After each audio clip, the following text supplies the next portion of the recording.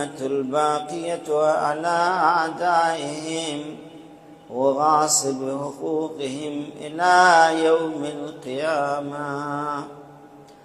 أما بعد فقد قال رسول الله صلى الله عليه وآله وسلم: فاطمة بضعة مني من آذاها فقد آذاني ومن آذاني فقد آذى الله ومن آذى الله فقد كفر. صلوات اللہ.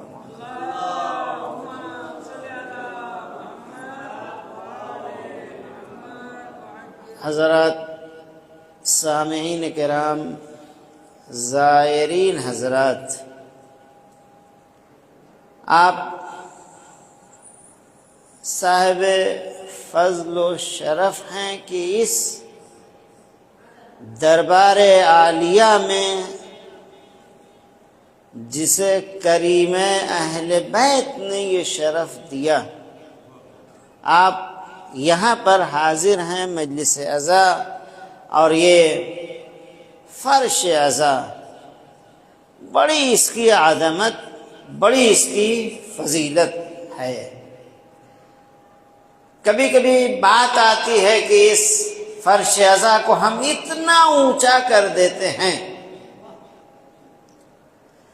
کہ جس کی بلندی کا مقابلہ آسمان تک نہیں کر پاتا ہے.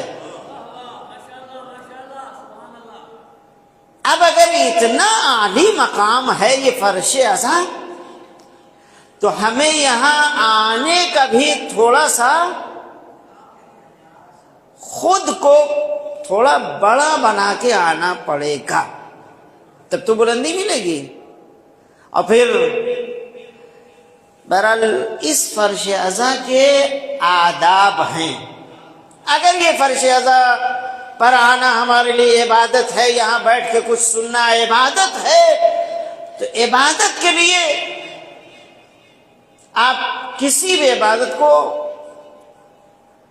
بے طہارتی میں انجام نہیں دے سکتے. وضو، بہرحال اگر اس فرش عزا کی اتنی عظمت ہے تو ہمیں باوضو ہو کر، تاکہ یہاں پر جو نام آئیں گے وہ نام ان انوار الہی کے ہیں کہ جن کا نام لینا بھی عبادت سے کم نہیں ہے. تو یہ فرش عزا، آپ اس فرش عزا کو زینت دینے والے، یہاں آنا کسی عبادت سے کم نہیں ہے. یہاں پر قرآن کا تذکرہ ہوتا ہے، ان کا تذکرہ ہوتا ہے جن پر قرآن نازل ہوا، ان کا تذکرہ ہوتا ہے جن کے عمل پر قرآن کی آیتیں اتر کے آئی ہیں. تو جب ان کے گھر قرآن، تو بہرحال وہ پاک و پاکیزہ ہیں، اتنے طیب و طاہر ہیں کہ آیے تطہیر ان کی طہارت کے لیے گواہی دے رہی ہے. جس گھر پر آیتوں کا نزول سلسلہ جاری، بتائیے ایسا گھر کیسا ہوگا؟ اس گھر میں آنے والے وہ انوار الہی، اور اگر اس گھر میں کوئی کنیز بن کے آ جاتی ہے تو وہ 20 سال تک قرآن کے لہجے میں کلام کرتی ہے. یہ صحبت کا اثر ہے. اگر کنیز اس گھر میں بن کے آ جائے تو وہ قرآن کے لہجے میں کلام کرے، اور جو بچے اس گھر میں پل کے تربیت پائیں وہ حسن و حسین کہلاتے ہیں. صلوات بھیجئے محمد و آل محمد.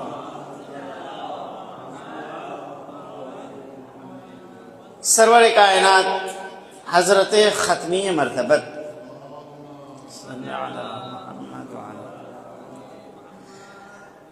حضرت خاتون عالم خیر النساء العالمین، جتنی فضیلت بیان کیجئے کم ہے۔ یہ شہزادی جن کے لیے پیغمبر اکرم نے یہ فرمایا کہ فاطمہ میرے جگر کا ٹکڑا ہے، کہنے والا کون ہے؟ کس کے لیے کہہ رہے ہیں؟ اگر دونوں کا مرتبہ پتہ چل جائے، معرفت اسی کو کہتے ہیں۔ کون کہہ رہا ہے؟ ایک مرتبہ یہ دیکھا جاتا ہے، کیا کہہ رہا ہے یہ دیکھا جاتا ہے، کون کہہ رہا ہے یہ تو بہرحال خاتم النبیین اول ما خلق اللہ نوری کے مصداق،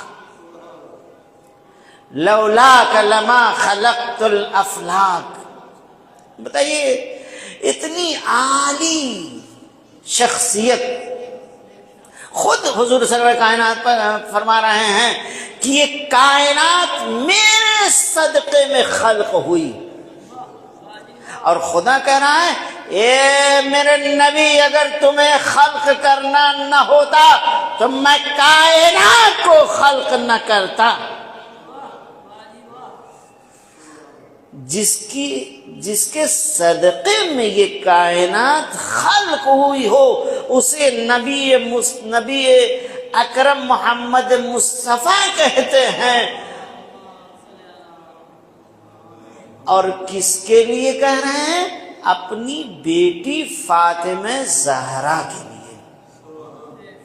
اب یہاں پر یہ غور کرنے کی بات ہے، کیا پیغمبر اکرم نے اپنی بیٹی کے حوالے سے یہ بات کہی ہے یا نہیں؟ خود ذات فاطمہ ایک الگ شے ہے، فاطمہ کی شخصیت ایک الگ شخصیت ہے۔ خود خدا عالم نے کیا کہا کہ لولاک لما خلقت الافلاک، اے میرے نبی اگر تمہیں خلق کرنا نہ ہوتا میں کائنات کو خلق نہ کرتا، اور اگر علی کو خلق کرنا نہ ہوتا تو تمہیں میں خلق نہ کرتا۔ یعنی یہ دونوں ذات۔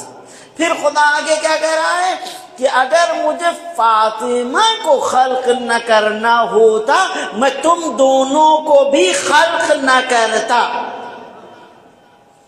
یعنی کائنات پیغمبر اکرم کے صدقے میں خلق ہوئی، پیغمبر اکرم علی مرتضیٰ کے صدقے میں، اور یہ دونوں ذات یا پوری کائنات جس کے صدقے میں خلق ہوئی اسے فاطمہ الزہرا کہتے ہیں۔ یہ ذات فاطمہ زہرا۔ آپ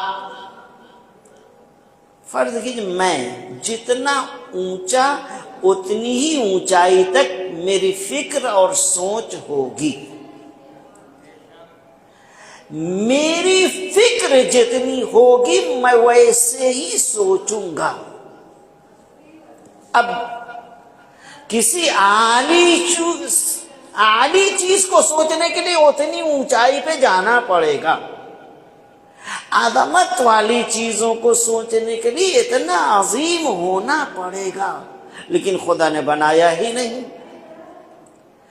جنہیں خدا نے عالی بنایا ہے ذات محمد مصطفیٰ ہے، علی مرتضیٰ ہیں، فاطمہ الزہرا ہیں، حسن مجتبی ہیں، حسین شہید کربلا ہیں۔